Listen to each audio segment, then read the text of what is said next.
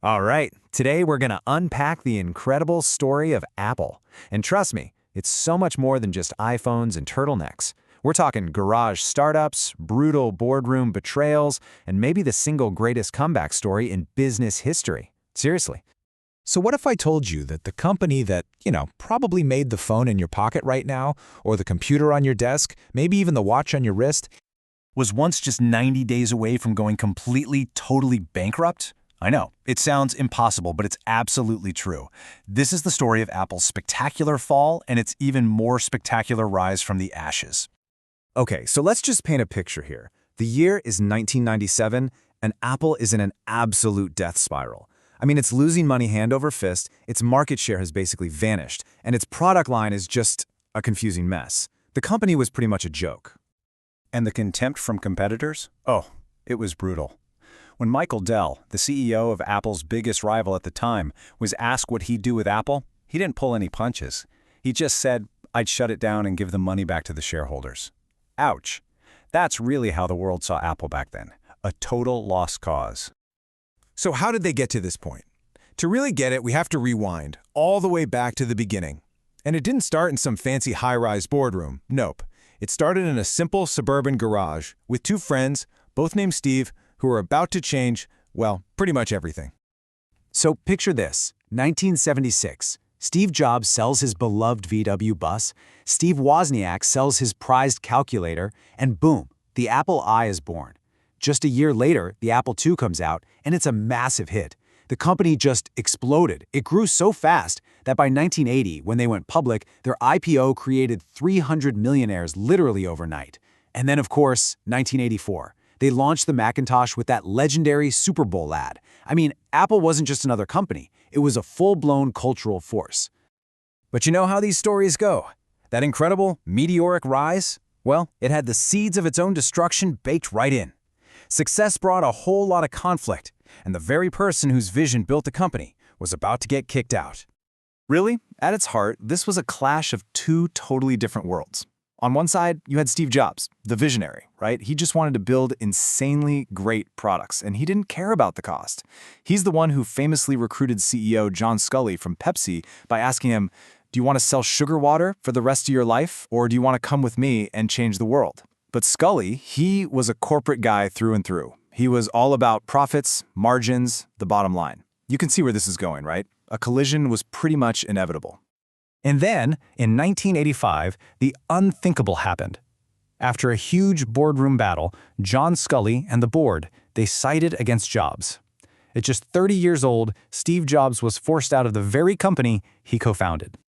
And what came next was just a decade of pure chaos. Without its visionary leader, Apple completely lost its way. The product line became this confusing disaster of, Performas, Quadras, Centris models. What even are those?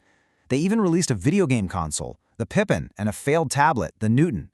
Their strategy, if you can call it that, was to make everything for everyone, which of course meant they were good at nothing. The magic was just gone. So fast forward back to 1997, where we started. Apple is on the absolute brink of collapse.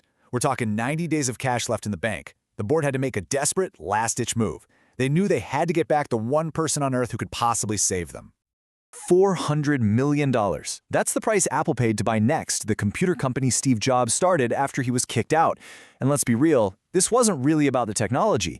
It was a $400 million excuse to bring Steve Jobs back home, first as an advisor. It didn't take long. Soon after, the CEO was out, and Jobs was named interim CEO. He was back in charge. And Jobs did not waste a single second. He came in and performed what was basically radical surgery on the company. First up, he slashed 70% of Apple's products. Just gone, all to simplify the lineup. Next, he killed the Mac clone program. The one that let other companies make computers that ran Mac software and ate into Apple's sales. He had to regain control.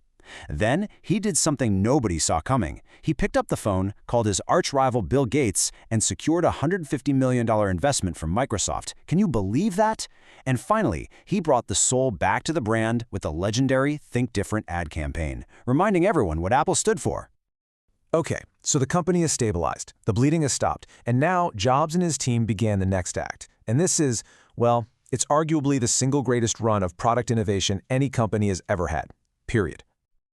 It all started in 1998 with this one beautiful product, the iMac. You have to remember, at the time, all computers were just boring beige boxes. And then this thing comes out. It was colorful, it was fun, it was simple, it was beautifully designed, it looked like nothing else on the market. And it was a massive, massive hit.